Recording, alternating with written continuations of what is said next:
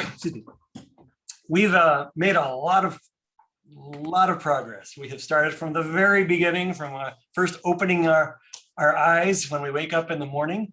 And last week we got all the way through Aleinu. And today we're going to start to look at a prayer called Anim Zemirot, or also known as Shira Kavod. We'll talk about the names shortly. And we're not going to finish it today. We're definitely going to take us 2 weeks. And as I've been, well, first of all, I'll say that Anim Zemirot might be the reason I became a rabbi. All right, and I'll explain why. We were living in Atlanta at the time, and I think I might have been in 3rd grade, and the high holidays were coming up, and the rabbi of the synagogue asked me, and I think his son, who I was friends with, to learn Anim Zemirot and lead it during high holiday services. And so I did. My Hebrew was good, and so I studied and practiced and learned Anim Zemirot, and then led it in services. And Anim Zemirot it's a call and response prayer, and in that way, and we have, often led by kids. In that way, it's similar to Ashrei, although the Hebrew is much harder, and it's a bit longer. And so, but I learned it and did well, and got all of the positive accolades that a 3rd grader might get, and it just left me with a very, very strong feeling, and very positive feeling, positive experience. And then we moved to Seattle when I was in 5th grade, and then I think I was at shul, like during one of the like Pesach or Shavuot or something like that. And we were in the chapel, and the rabbi came over and asked me if I knew Anim Zemirot. And I said, well, yes, I do. So then I led it there also. And these were things that in conservative synagogues, not all conservative synagogues do Anim Zemirot. If you go to an Orthodox synagogue, at least an Ashkenazi one, every Shabbat they're doing Anim Zemirot, and they usually bring up kids to lead it, but not as common in conservative synagogues, but they're in Sia. And then actually when I did that actually started the tradition in that synagogue of doing Anim Zemirot on the festivals. Prior to that, it had not been done and stuff. So anyway, so I have a personal history with Anim Zemirot, but I can't say that I looked at what it meant all that much. And so, and as I'm learning about it, I am realizing how glorious it is of a prayer. And I'll say also, we had a member of the shul who since has moved away, who really couldn't stand Anim Zemirot.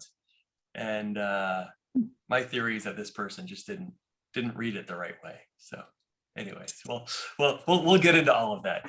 But Anim Zemirot captures an issue with prayer that I think has been underlying everything we've been studying, which is how can we relate to an infinite God, right? And we've seen this dilemma expressed before. We saw it beautifully expressed in Nishmat Kol Chai, right, on Shabbat, right before we start the Shacharit service, where we talk about, if our mouths were as full as the sea, and we had wings like the swiftest birds, et cetera, we could only proclaim 1,000th of a 10,000th of a 10,000th of your, all the goodness that you do for us, right? Nevertheless, we're gonna try and do that.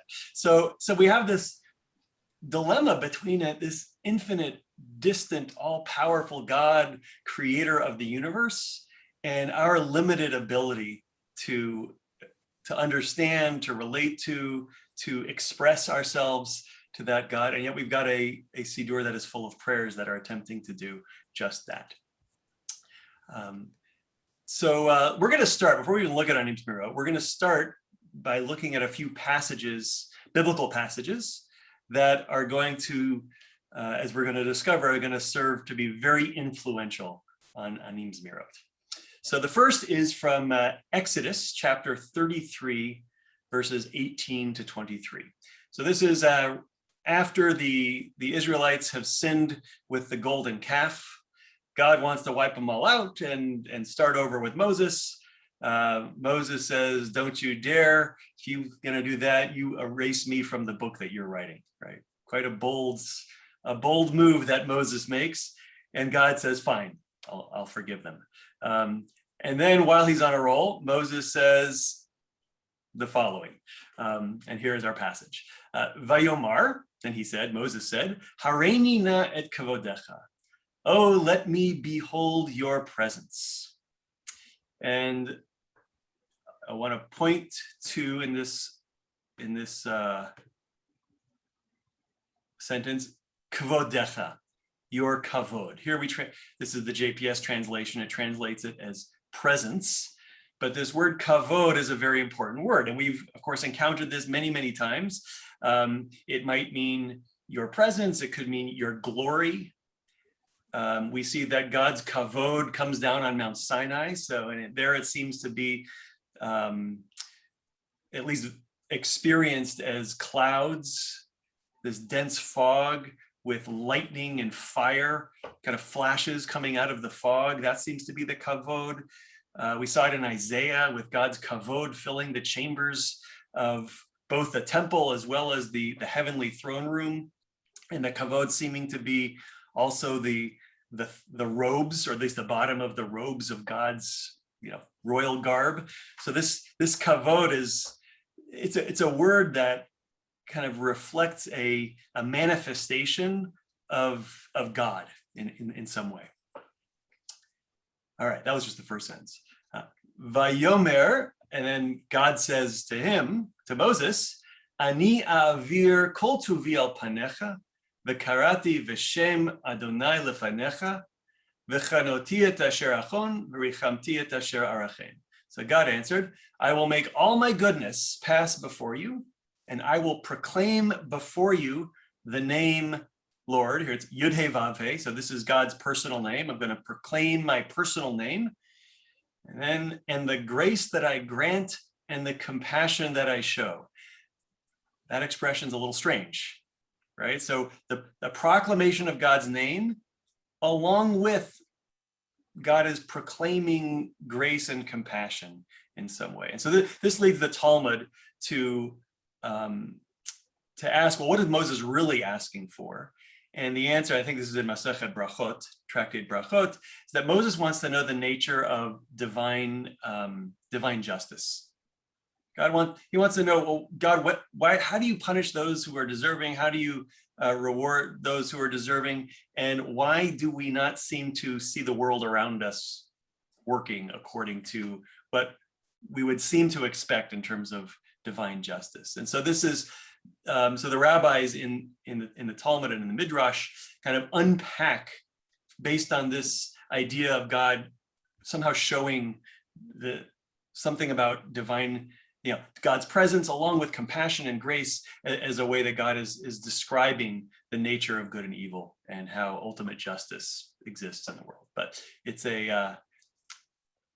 is also a very ambiguous passage in the Talmud as well, because that question is an ambiguous question. But anyway, this is what the verse says. And God continues, Vayomer, God says, Lo tuchal lirot et panai, ki lo yireini ha'adam v'chai.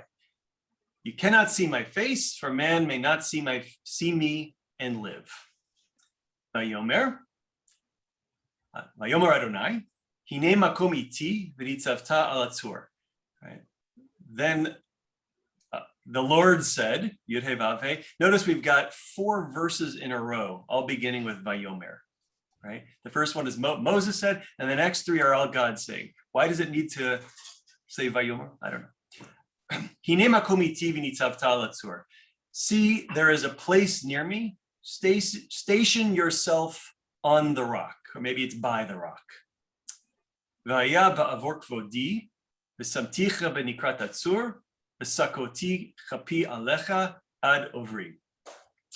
And as my presence, right, kavodi, my kavod, This is what Moses is asked to see, so God's going to give it to him, right? As my presence passes by, I will put you in a cleft of the rock and shield you with my hand until I have passed by. V'hasiroti et kapi v'ra'iti et achorai ufanai lo yira'u. Then I will take my hand away, and you will see my back, but my face must not be seen. All right. Impressions? We've seen this, probably seen this passage many times. We read it at least a couple times during the year. What are your reactions to it? Well, God wants you to feel his presence, but he doesn't want you to see him. So it's, I don't know if that is a hierarchy thing or if it's just a more spiritual expression. I'm a little bit disturbed that it's described as if God has a human image. It talks about his face and his back and yeah, and his hand. And that to me sounds like another faith, not Judaism. Yeah. But back in the time, it was like that, right? That's how it was expressed. Well, maybe. Here it says, you can't see my face and live. Nobody can see my face and live. That does seem odd for Judaism. So there seems to be a sense of transcendence here, right? A mortal being can't be in the presence of the divine, right? And yet the divine is described in such human terms. That's the confusing part. Yeah. Rabbi? Yeah. Yes. I don't know if I'm getting off the track here, but I was just wondering if you would address the fact that God has all these different names. I always get confused by which is appropriate at what time and how this came about. Yeah. I think that actually is not off topic. It gets into our question of human beings trying to relate to the infinite, which can't be named, right? What is a name? A name constrains something. A name provides definition, provides boundaries to something. And so really God can't have a name that really captures God's essence. And so what do? Is we have lots of different names, lots of different ways of describing God, which are really ways of expressing our attempts to understand the infinite, to understand that which can't be understood. And so we use names, and Maimonides says this is how Maimonides begins. I think I may have mentioned this before. He begins the Guide for the Perplexed, right? His great, deep philosophical and theological investigation. He begins it with the discussion of language and the impossibility of language at being able to actually describe something as it is, and specifically to describe God. And he says any name, anything we use to try and describe God, including what it says in the Bible, we have to understand that it's just metaphor.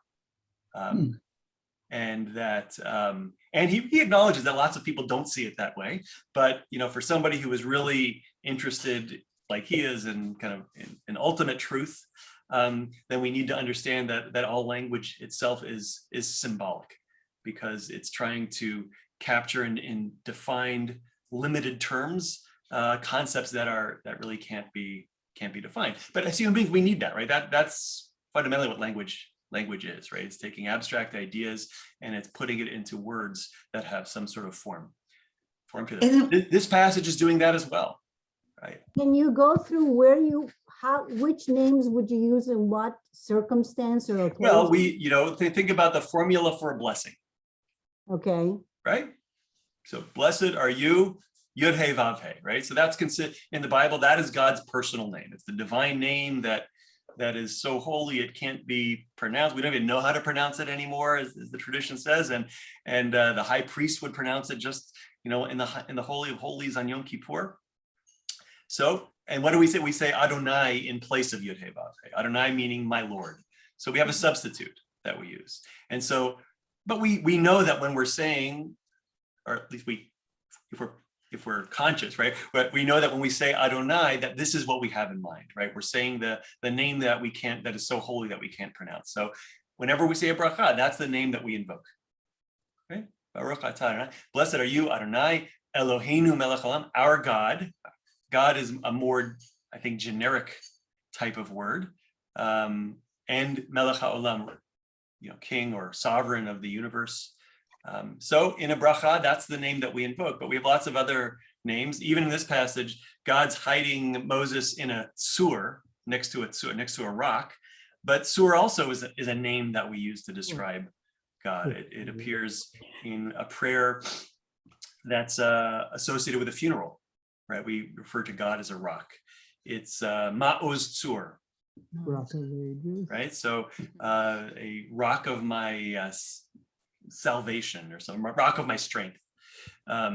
So lots of names. I saw a list of like 100 different names and phrases that are all used to describe God. Shekhinah, God, right? The indwelling of God, right? Makom means place, but that also is a word for God. Ribono shel olam, master of the universe, right? Lots of different names, different expressions, and each of them has a slightly different angle, expressing something different about the nature of God. Isn't one of them I am that I am? Ehyeh asher ehyeh. Yeah, I am that I am. Yeah, That sort of that's how says God, whatever that's what it is God I tells am. Moses. Yeah, that's the one that comes to mind. At the burning bush. And Ehyeh asher ehyeh, I am that I am, seems to be it's connected to Yud He Vav He, right? So it's maybe it's a translation of the concept of what Yud He Vav He represents. It's the idea of being, constantly coming into being, constantly existing, kind of captures all of those ideas. I find the overlapping of those to be verbs, the past, present, and future, Yeah, that ends up coming up with the Yud He Vav He name. It's very resonant and spiritual for me.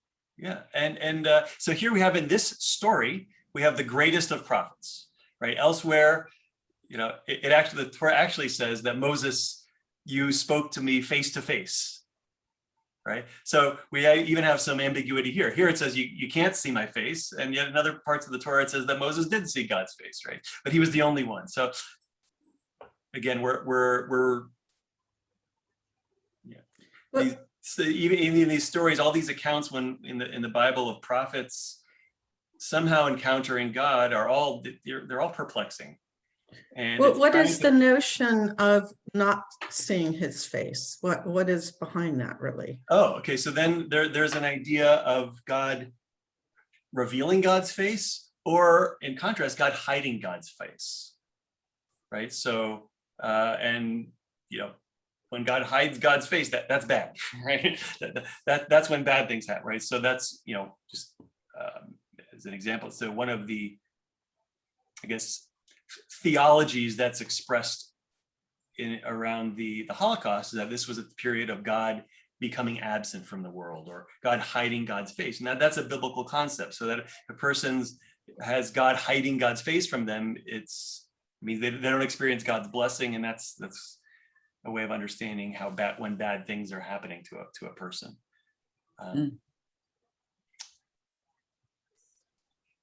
All right, so what do we need to look at in this passage? First of all, we have this playing with immanence and transcendence. Transcendence is the distance of God. Immanence is the direct experience of God. So we have that here. If we're describing God in human terms, that's very immanent type of language. We talk about the kavod passing by. We see kavodecha here. We see kavodi here. So somehow this is when God, the transcendent God, is sending something down to Moses that Moses can encounter. It's the kavod that's making the appearance. So there might be something distinct, a separation between God's self and the kavod, the glory, or something to that effect. All right, so this is one of our background texts. All right, now we're going to go to Shir HaShirim, Song of Songs. This is the erotic love poetry of the Bible. On its surface, on its pshat, it is a It is a kind of erotic love songs between a male and female lover who are searching for each other, and it has all of beautiful imagery. And the rabbis read it as being deeply symbolic, and it's expressing the relationship between God and Israel, right? So this erotic relation, this erotic language is actually about, and that's probably why it was included in the Bible, at least because of that reading of it, right? Because it is seen as somehow representing in a mystical way the relationship between God and Israel. All right, so let's look at this. I'm going to read it in. Actually, you know what, Shlomo, would you read this in Hebrew for us? דודי צח ואדום דגול מרבבה. ראשו כתם פז, קבוצותיו טלטלים שחורות כעורב. עיניו כיונים על אפיקי מים רוחצות בחלב, יושבות על מילט. לחייו כערוגות הבושם, מגדלות מרקחים. שפתותיו שושנים, נוטפות מור עובר. ידיו גלילי זהב ממולאים בתרשיש, מאיו אשת שן מעולפת ספירים, שוקיו עמודי שיש מיוסדים על אדני פז, מראהו כלבנון, בחור כארזים, חיכו ממתקים וכולו מחמדים, זה דודי וזה רעי בנות ירושלים. Thank you. I'll read the English. My beloved is clear-skinned and ruddy, preeminent among 10,000. His head is fine as gold. His locks are curled and black as a raven. His eyes are like doves by watercourses, bathed in milk, set by a brimming pool. His cheeks are like beds of spices, banks of perfume. His lips are like lilies. They drip flowing myrrh. His hands are rods of gold studded with beryl, his belly a tablet of ivory adorned with sapphires. His legs are like marble pillars set in sockets of fine gold. He is majestic as Lebanon, stately as the cedars. His mouth is delicious and all of him is delightful. Such is my beloved, such is my darling, O maidens of Jerusalem. All right, so who is the speaker here, right? So this is the woman, the maiden, speaking to the other young women of Jerusalem, and she's talking about her beloved, her young lad. But if this is a metaphor, if we're going to read this as a metaphor between God and Israel, this is Knesset Yisrael speaking of God, right? So this is the Jewish people collectively speaking of God, describing him in this language. Very imminent, very sexual.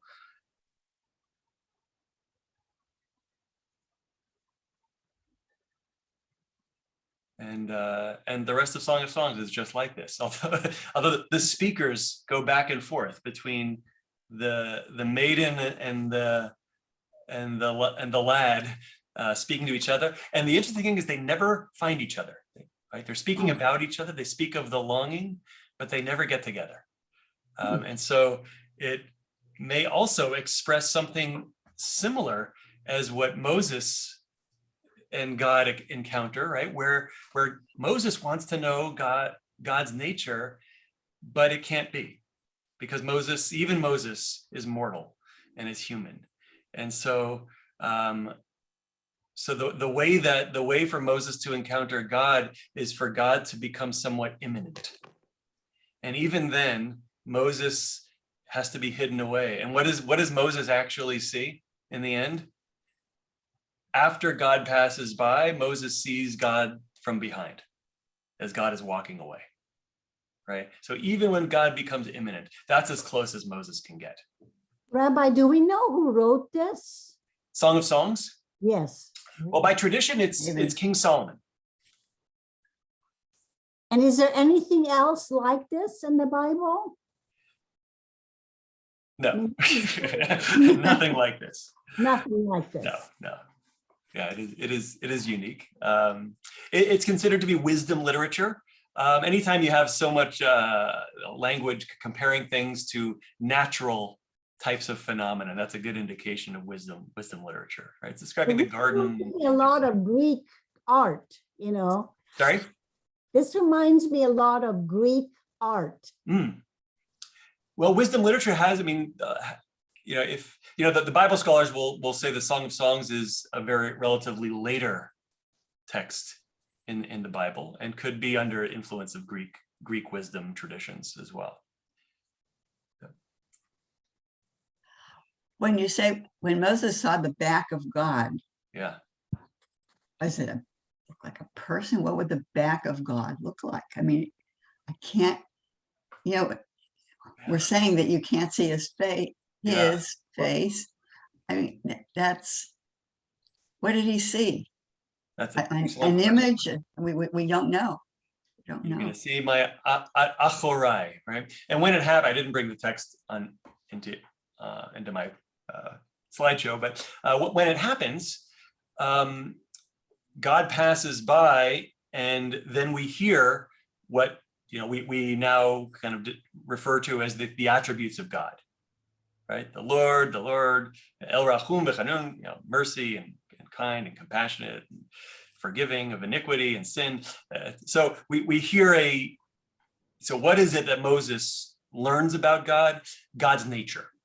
And so if in fact that's what Moses is asking to see, I want to understand the nature of divine justice, then that's the answer that God gives, right? God is compassionate and gracious and all of these things and forgives sin. And yet God also punishes unto the third and fourth generation. So that's what Moses learned. So let's say the visual or the sensual experience of God for Moses is actually an intellectual experience, right? He learns something about the nature of God. And when he comes down the mountain, how does he come down? He's glowing, literally. He has rays coming out of his forehead. Not horns, not horns.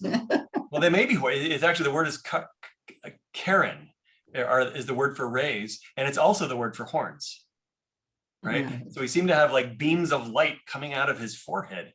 And it's so bright that the people can't even look at him. And in fact, the text says that whenever he would go and commune with God in a tent of meeting, he would take off his veil that he would wear. But then when he would come back out, he'd be glowing and he'd have to put the veil back on because it was blinding for everybody else. Right? So something about Moses is able to have a closeness with God. He's able to experience this transcendence in some way that even transforms Moses, right? And makes Moses somewhat transcendent himself, so that he needs his own, veil, or something like God's kavod, right? God uses the kavod, all this smoke and stuff, to hide God's presence. So Moses needs something like that as well. I think it's really interesting that the kavod, we typically think of this metaphysical thing that gets perceived as lightning and smoke clouds and hems of garments, but Moses does not see something metaphysical, he sees something ethical. Yeah. Maybe ethical or maybe theological. Okay. Right. Right, because the answer, at least this is the answer that the Talmud, or this is what the Talmud presents it as, is that he wants to know why do the good suffer and why do the wicked get away with it? And so the way that the Talmud reads these 13 attributes is an explanation of God's nature of justice, right? What explains God's justice when we have this, apparent injustice in the world? And so the 13 attributes are the answer to that question somehow, right? But even the answer that the Talmud gives is also, I would say, unsatisfying. Okay, third text. This is from the Talmud.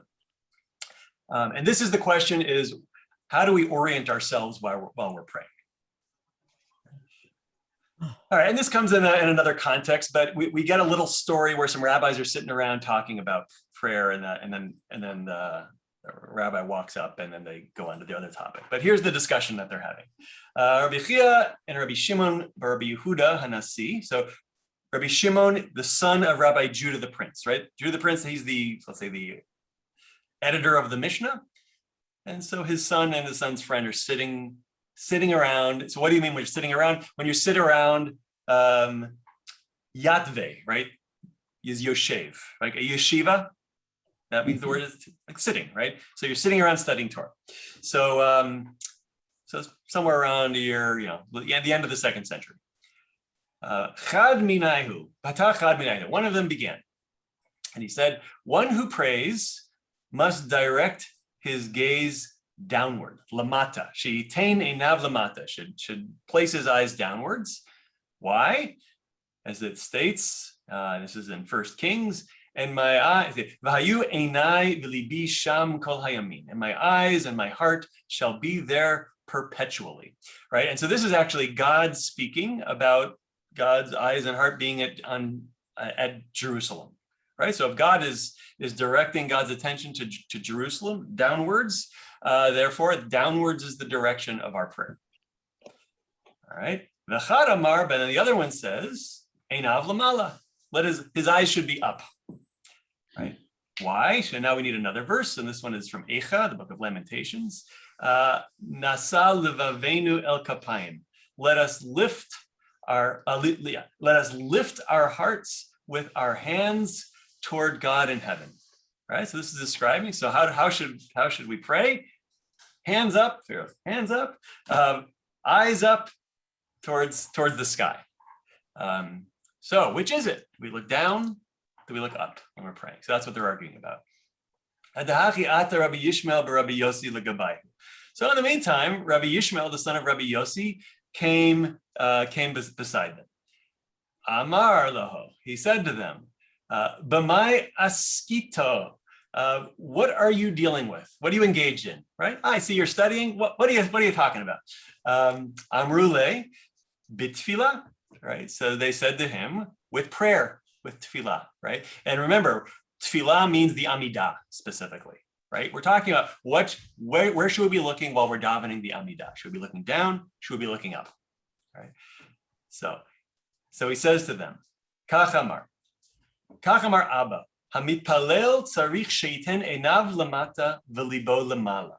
Right? So he says, my father said that the following: when a person prays, that person should direct his eyes downwards and his heart upwards, so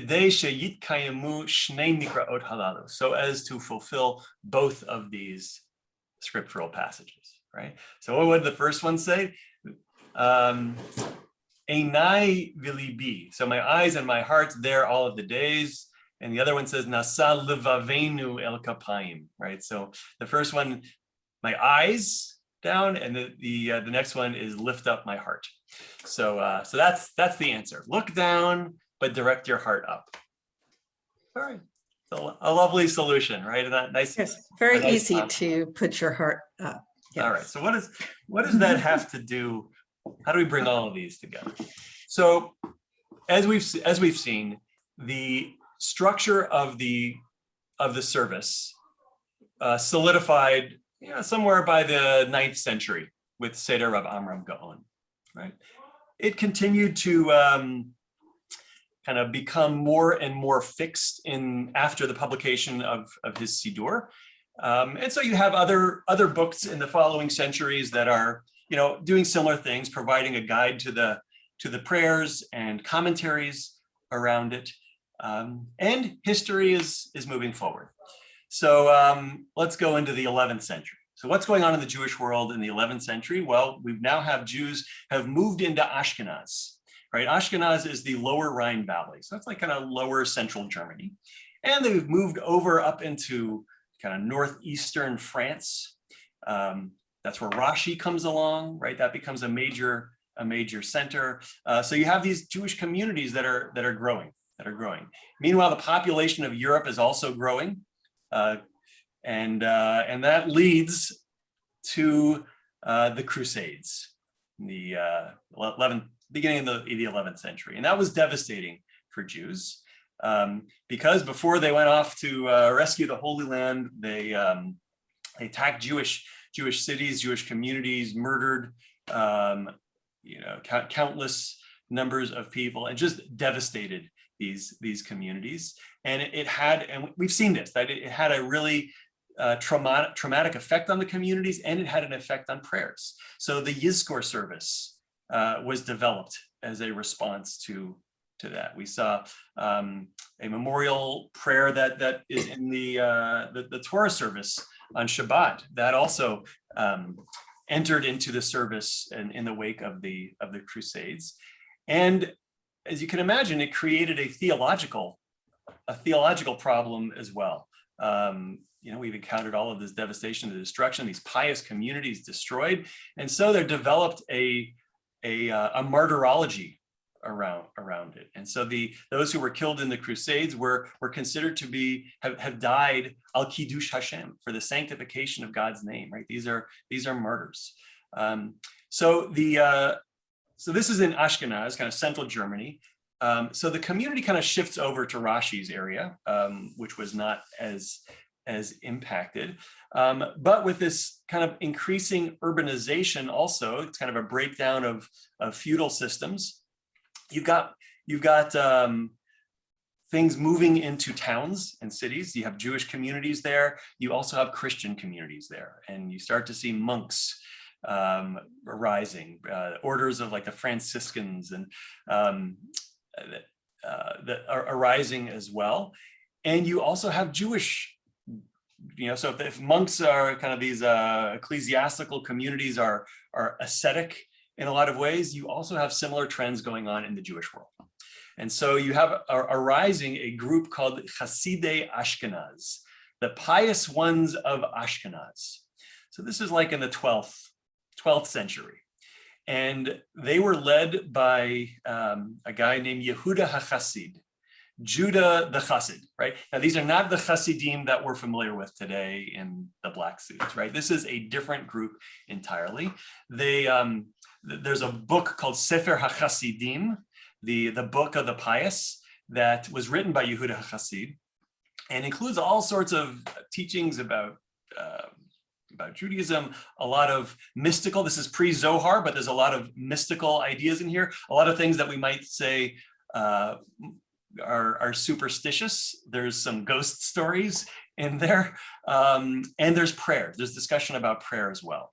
And this is also a time when the concept of religious life and religious expression is taking on an internal component to match the external component, right? So in the days of the Talmud, you perform a mitzvah, like you perform the mitzvah for its own sake, right? You do the mitzvah, I've done it, I get my mitzvah points, I get my sachar, my reward for it. It's a fairly surface level idea. I went to a talk a few years ago by Moshe Idel, kind of a great scholar of mysticism, and he says that it was around this time that an inner dimension of religious life starts to develop. The idea that I can perform a mitzvah, and it's not just the action itself that has an impact, but that there's a cosmic impact to what I'm doing, right? So I light my Shabbat candles, but before I do that, I recite a kavanah, right? Some sort of invocation of the act that I'm about to do. So when I'm lighting my candles, it's not just that I'm,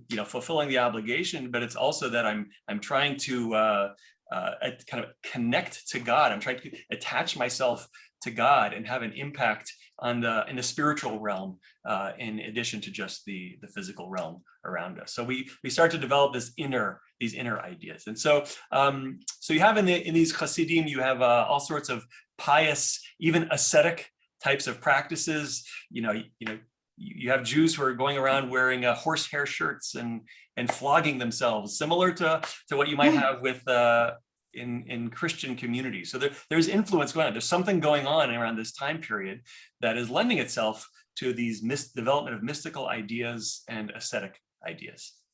And it's making its way into services as well.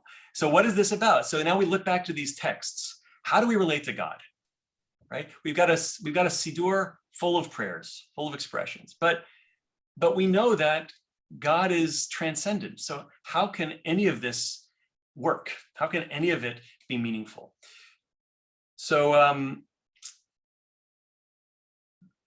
another trend that is going on is the development of Jewish philosophy, right? And philosophy is concerned with questions like this, right? What is the nature of God, and how can finite human beings relate to the nature of God? So you have one answer that's given by let's see, what's the guy who wrote the Kuzari.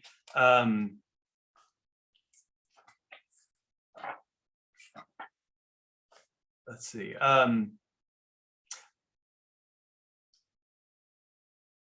then we also have Rabbi Saadia Gaon developing some mystical ideas, right? And so to solve this problem of immanent and transcendent. So kind of the first layer is, okay, we've got, let's say, a distant immanent God, sorry, transcendent God that we can't relate to, can't know, but God sends down or creates a kavod, a glory, some sort of physical manifestation of God that is immanent, that can be related to, right? So that kind of introduces an idea of a certain duality, right? There's a part of God that we can't know, but then there's another manifestation of God that we can know. And that was a little bit troubling, especially when encountering kind of Christian Trinitarianism. And so there's an attempt to try and reconcile that. And we see this in, if you're familiar with the Kabbalistic Sefirot, where you've got 10 different emanations, 10 different aspects of God that are distinct parts of God, but it's all part of a single unity. So before that, there was this idea that there's a divine transcendent God, and then there's the kavod surrounding God. And if you think about the discussion in the Talmud, where we've got an upward and a lower, right? So do we direct our hearts up, or do we direct our hearts down, right? Or think of Moses, right? Moses can encounter God, and yet God can pass before him, and Moses can see God's back and be covered by God's hand. So we have a transcendent and an immanent aspect of God both existing, right? And so is there a way to bring those together somehow? And so that is what is going on in the 12th century. And that is what leads us to Anim Zemirot, because Anim Zemirot is going to try and solve all of these questions, all of these problems. And it's going to do so in a very beautiful way. So here is Anim Zemirot. This is just the Hebrew. All right, I'm not going to read all the Hebrew. All right. But we are, not right now, we are going to look at it in detail though. So what are some themes? And if you've ever been to Sinai on the holidays, we do Anim Zemirot as our practice. Do you notice anything, even just looking at the Hebrew?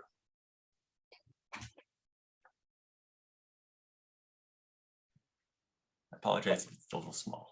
I mean, this isn't a direct answer of your question, but I always find it so amazing or awe-inspiring that we have children do these sorts of things. They expect it, and then for like a bar bat mitzvah, especially for the children that take on Ashrei, yeah. Well, the little kids take on Ashrei or Anim Zemirot, this one, but even the 13 or 12-year-old girls who take on Torah reading and half Torah reading and a speech, and we just seem to have high expectations for our children. But yeah, it's really hard. Yeah, it's amazing, and then they do it. So I'll just read the first two lines. Anim Zemirot v'shirim erog ki elecha nafshi ta'arog. Nafshi chamda betzel yadecha ladat kol raz sodecha. So it rhymes, right? It's a poem. It rhymes. So that's the first thing we can notice. Do you notice anything else? The beginning and the end are not alphabetical. Okay. So alphabetical. Sure. Most of it. All right. So let's start, look down to the fifth line. My little blue dot is covering it. That's an aleph. and then a bet, and a gimel, and a dalet, and a hey, and we keep going. Unlike Ashrei, this one does have a nun. All right, Samech, Ayin, Pei, Tzadi, Kuf, Resh, Resh. We've got a second Resh. Shin, Taf, and then at the last 4 lines, we break the, we're done with the alphabet. So we're in alphabetical order with an extra Resh. Right, so what is the second Resh? What is the word there? Roots. It's right there, right next to my Roche. Rosh, right? What's a Rosh? Head. Head. Okay. That is a very important word in this prayer. All right. This is all the places that the word Rosh appears. Right? It's in red, right? Usa'ar Roshcha. Yeshua Berosho. Orot Rosho. Demut Rosho. Machlafot Rosho. Al Rosh Simchato. Rosh Devarcha Kore Merosh, right? Tehila Roshcha Ateret. Talel Rosh Mashbir. Tananali Rosh, Kivsamim Rosh. And then here, even at the, this last part is not part of Anim Zemirot, but it's thrown in at the end. Lechol Rosh, we got a Rosh there also. All right, so the head must be very, very important. Okay. But not only that, we have words that sound like Rosh. Okay.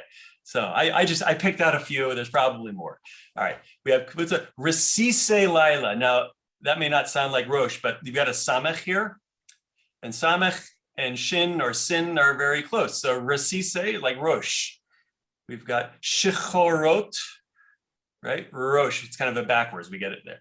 We have here Doreshcha Dorosh, right? It's not the word Rosh. Doreshcha means to seek, but Doreshcha Dorosh, right? Here we have, it appears a few times, but Shirai, right? So shir, a song or a poem. Well, that's backwards Rosh. Shirat Rash.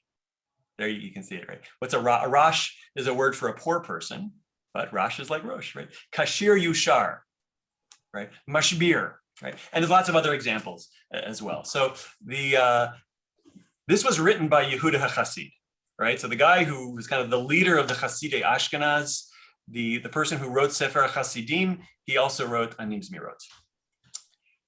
It is called, this is referred to as Shir HaKavod, the Song of Glory.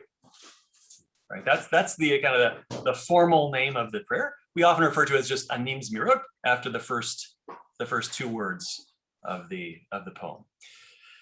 All right, so already we should have a sense that this is a highly, very carefully constructed prayer, right? We have a theme of Rosh, we have a theme of Kavod that are going all the way through. It follows an alphabetical acrostic order. We've got rhyme and meter. All right, so there's, Yehuda was, bringing out all of his tools for this. So he also created some balance. Look at the very beginning. Anim Zemirot v'shirim e'erog, ki elecha nafshi ta'arog. And look at the last line. Yeravna sichi alecha, ki nafshi ta'arog elecha. So we've got e'erog, ta'arog, and then we end with ta'arog as well. So we're trying to kind of create a beginning and an end that are somewhat balanced. Okay, I'm going to read through the whole thing in English. All right, and just try and get a sense. What are the themes that appear here? What strikes you? What's the impression that you get as we hear this? I sing hymns and compose songs because my soul longs for you. My soul desired the protective shade of your hand to know all your mystery. When I speak of your glory, my heart yearns after you. And so I speak about your glories and glorify your name in love songs. I talk about your glory, though I have not seen you. I describe you, though I have not known you. Mediated to your prophets and the circle of those who serve you, you compared yourself to the splendor of your kavod's power. Your greatness and power they traced to your mighty acts. They imagined you not as you are in reality. They described you only by your acts. They depicted you in countless visions. Despite all comparisons, you are one. They looked at you as both aged and youthful, with the hair of your head now gray, now black. Aged in judgment day, youthful in time of war, as a warrior whose hands fight for him. He donned his helmet of salvation on his head, his holy right arm made him victorious. As though his head is drenched with dew of light, and his locks are filled with drops of the night. He beautifies himself through me, because he delights in me. My crown of beauty he shall ever be. His head is like pure gold. On the forehead he engraved his glorious holy name. For grace and glory, beauty and splendor, his own people has made a crown for him.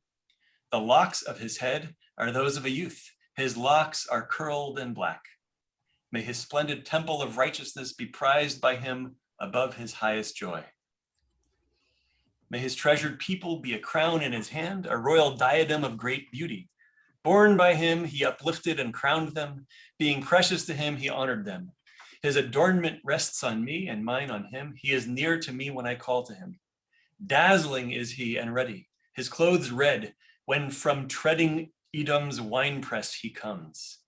He showed the tefillin knot to humble Moses when Adonai's image was before his eyes. Pleased with his people, he adorns them. Enthroned in praise, he adorns himself. Your chief word is truth. Call her into existence in the beginning of everything. Seek out your people who seek you. Set my many songs before you. May my piercing cry approach you. May my praise be like a crown for your head. Sorry about the typo. Let my prayer rise like incense before you. Let a poor man's song be precious to you like the song that was sung at the sacrifices. May my blessings rise to the head of the one who sustains, creates, and brings forth the just, the mighty. As for my prayer, nod your head in approval and accept it as the choicest incense.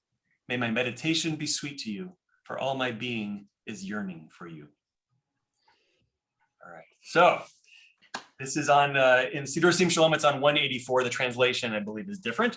What were some images that occurred, Cool. that you noticed? It is written very much like a love song. Okay. So it's reminiscent of Song of Songs in that way. Yeah, God's curly locks, right? Yeah. And ruddy complexion, yeah. That's what God looks like, yeah. Yeah, it seems to be increasingly personified. God seems to be increasingly personified as you go deeper into the text here. Yeah. The person who I mentioned who didn't like it, didn't like that extreme anthropomorphism of the prayer. Mm. Any other impressions? Oh yeah, so to me it's that we can't know what God is, we can't see God, but we hope that when we are praying and singing as if God actually wrote those songs, that God is cherishing them, and that maybe it will get us nearer to this God that we can't even express in words. We're going to look at it in much closer detail, but one thing that, let's see if I can find a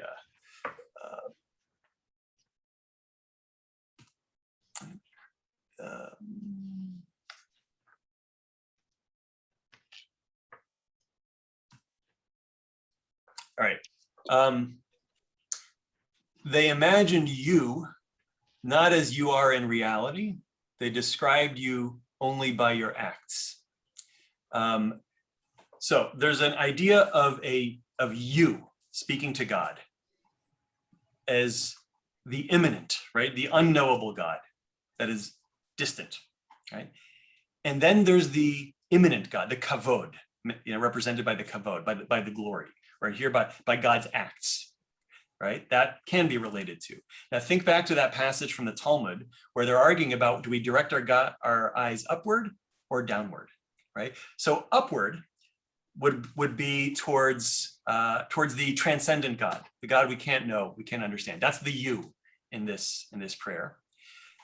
The downwards, that's the God that is concerned with earth, right? That is engaged in the world, whose acts we can perceive, we can experience, encounter directly. That's the kavod, right? And so what Anim Zemirot is doing is it's relating to both aspects of God, right? And think about the Talmud says the solution, right? Have our eyes down, but our hearts up, right? So simultaneously, we are supposed to relate to God as a person, right? Have this, there are God's acts in the world, right? And I can talk about God having these curly black locks and a ruddy complexion, right? And I can do that while at the same time recognizing that that's just the kavod, that's just this kind of surface part, but that the essence of God, this inner part of God, is up there, and that's where I'm directing my heart, right? So I can kind of contain both ideas at the same time, and that's what Anim Zemirot is about. And so it's why I think it's such a glorious prayer, just beautifully constructed, utilizing, and we're going to see it utilizes lots and lots of biblical imagery. You may have caught some of the references from Song of Songs.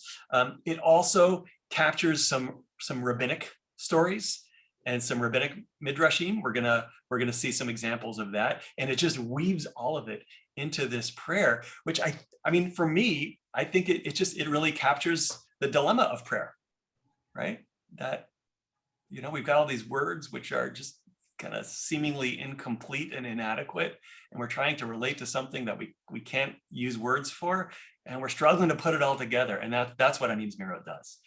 So, Rabbi, the looking down during parts of it, that's not a combination of look around what God did and, the miracles of God right here, down here, and awe of God, where you bow your head before God? That's not that, huh? Well, looking down, I think, is that that transcendent God up above, right? Look at this line. I talk about your glory. Glory, that's kavod. Though I have not seen you, right? We've got it expressed, right? The you is the God up there. The kavod is the God down here, right? So I talk about the glory, though I have not seen you. I describe you, though I have not known you. I think it just perfectly for me anyway, it perfectly captures what the dilemma of prayer is. When I think of things when you look around, like when a baby is born, when the trees grow, this all comes from God, and that's what this brings to my mind, the greatness. I think without God, I don't think we would have all this. God's God's creations, not just people, but all the things around us in the world. So beautiful. I don't know. I think about when we're in this whole text, you're either supposed to be looking down or putting your heart up. And I think closing your eyes is also incredibly meaningful. And we do that for the Shema. I'm not aware that we do that anywhere else. But it seems to me that so much of this would connect inside of you more if that was being said with your eyes closed or chanted with your eyes closed. There are some traditions that when praying the Amidah have hands open like this, right? So you'd need to either have something to rest your Siddur A on, stender. or you need to know it by heart. Right. But I've seen people hands raised like this, as expressed in that story in the Talmud, and eyes closed, right? Or perhaps looking up. Okay. Yeah. Yeah. It seems like it would be quite meaningful. Sometimes when we're closing the ark and we do Eitz Chaim, I have my hand out. Yeah. I have when we get to the very end. I don't know why I do that, but it's the same kind of thing, I think, as to when you're praising God. I want to just look just at the first line, and then we can pick it up again next week. So the first line, Anim Zemirot v'shirim e'erog ki elecha nafshi ta'arog. So I sing hymns and compose songs because my soul longs for you. All right, so let's see what this is. Let's see what this is based on. It's a rhyme. This is 2 Samuel 23:1. Be'ele divrei David ha'acharonim. Right? These are the last words of David, end of his life. Ne'um David ben Yishai, right? The utterance of David, the son of Jesse. Une'um ha'gever hukam al Mashiach Elohei Yaakov, the utterance of the man set on high, the anointed of the God of Jacob. Unaim Zemirot Yisrael, the favorite of the songs of Israel. Right. So this introduces a final psalm that David writes that appears in Samuel. So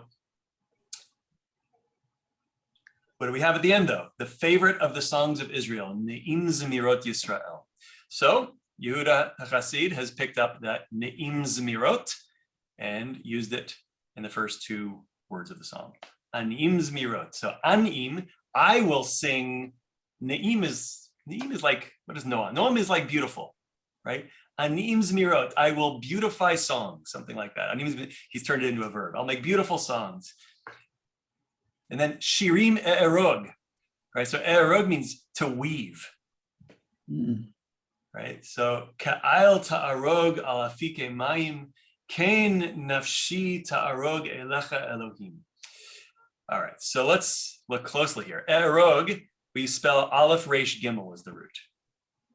It means to weave. Shirim Erog, I will weave songs. Right? So I'll make beautiful melodies and I will weave songs. Why? Ki elecha nafshi ta'arog. Right? Now notice Erog, ta'arog. They sound the same, but we have an Aleph versus an Ayin, which means they're completely different words. So yeah, you don't see rhymes very often. Oh yeah, you see it. You do? You see it sometimes, yeah. So this is from Psalm 42. Ka'ayil ta'arog alafike mayim, like a hind crying for water. Kain nafshi ta'arog elecha Elohim, my soul cries for you, O God. Right. So arog with an ayin means to cry like with longing. Right? So here, ki elecha nafshi ta'arog, because my soul longs for you. And so we see that he's pulling in these expressions from biblical passages, and already we have this sense of longing, right? Which is the expression of distance, right? There's this you up in heaven that I can't know, that I long for, I long to know. And so what am I going to do? I'm going to make beautiful songs and I'm going to weave poetry. That's my solution, right? Because, prose can't capture it, but poetry can. That poetry can capture something transcendent. So he's already introduced it in the very first line by telling us that everything that follows, you need to understand metaphorically. It's not literal. None of it's literal. Right? And then just to point out, this is the last line, the conclusion line. Ye'erav na sichi alecha, ki nafshi ta'arog elecha. So may my meditation be sweet to you. And look at the last line. Ki nafshi ta'arog elecha. And the first one we said, ki elecha nafshi ta'arog. Same words, right? For all my being is yearning for you, right? So now I've just finished my beautiful song and my woven poetry, and it's all been for you because I long for you. And I'll continue to long for you, right? I know that it's inadequate. I know that it's all metaphor, but it's the best I can do. Right? And so we'll have to do everything in between next week. What a note to end on. Rabbi, I have a question. Yes. Was there much interaction between this group in Ashkenaz and the people in Spain who were writing all sorts of interesting things around the same time? I don't know. Was there a lot of interact? I mean, I know that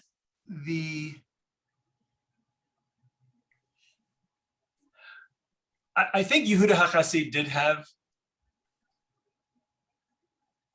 did probably have impact on, maybe. I know that, well, let's see, I think in future generations, like one of the great kind of rabbis of the Middle Ages wrote a book called the Tur, which is the law code that kind of preceded the Shulchan Aruch. And he was unique because he moved from Sfarad to Ashkenaz. So he went from Sephardi land, so he was Sephardi, but then he moved and he was living in Ashkenaz. And so he kind of reflected two different traditions. But I guess the question is, to what extent did this Hasidic Ashkenaz impact Sephardi? I don't know. I'm not sure I can give a good answer to that question. I have to imagine that there's some movement and going back and forth, just because Jews tended to be more mobile than a lot of Christians, because they were involved in trade and travel. But I don't think Anim Zemirot is part of the Sephardi tradition.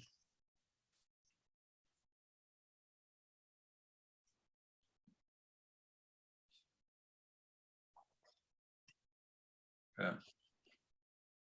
Great class, Rabbi. Yeah.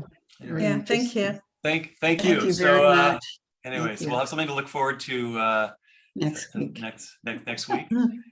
Let me say that Anim Zemirot was always done in the early days of Sinai. Oh yeah, On Oh, Saturday. every Shabbos. every Shabbos. Yes. Yeah, and they always had a person who chanted very well. It wasn't done by children typically. Oh, yes, some of the children did do it. You Some of the remember children, Mr. Ariely? He used to do a really good job. yeah, yeah. And sometimes the bar mitzvah kids, Uh-huh. the bar mitzvah kids always did it. Yeah. Do you know when it stopped? Mhm. Oh. No, I don't know either. I have And to- what's the difference between the shul doing it on holidays versus doing it every Shabbat? I don't know. Maybe it's just custom. Yeah. It's custom of the shul, Yeah, probably. I mean, it's certainly not a halachically No. required prayer. Look, anytime you're going to throw a prayer at the very end, it's not halachically required, right? Although there are, in the earlier version of Sim Shalom, it appeared in Psukei de Zimra. Actually, before Psukei de Zimra, it appeared at the end of Birchot HaShachar. So in the early part of the service. So there must be a tradition in some communities of doing it there, but This was always at the end. yeah, I think that's where I've typically seen it. Yeah, here, it's not, boy, I can't remember. It was a long time ago. Yeah. A long time ago. Remind me how it sounds again or starts. Anim Zemirot v'shirim mehero ki elecha nafshi tara nafshi. Yeah, it's really beautiful. Yeah, There's I another love- melody. Anim Zemirot v'shirim mehero ki elecha nafshi tara. There's different melodies.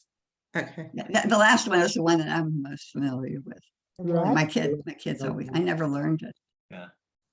And it's a mouthful. It is a mouthful. The Hebrew is not And you have easy. to be able to really pronounce it. It's harder than Ashrei. Oh, much harder. Yeah. Much harder than Ashrei. Maybe we can all learn it together next week. I can't make I can't do it fast enough. Yeah, there's some really difficult lines, like Ta'leh LaRosh Mashbir. Ooh, Is there a transliterated version of it somewhere? I'm sure on the internet. Yeah. You know, with the I have trouble with the transliterations. Yeah, because English is I don't not know. supposed to do that.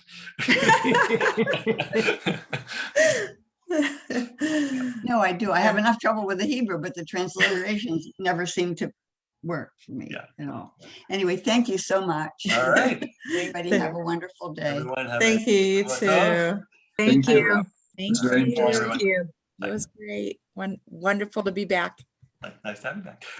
Amen.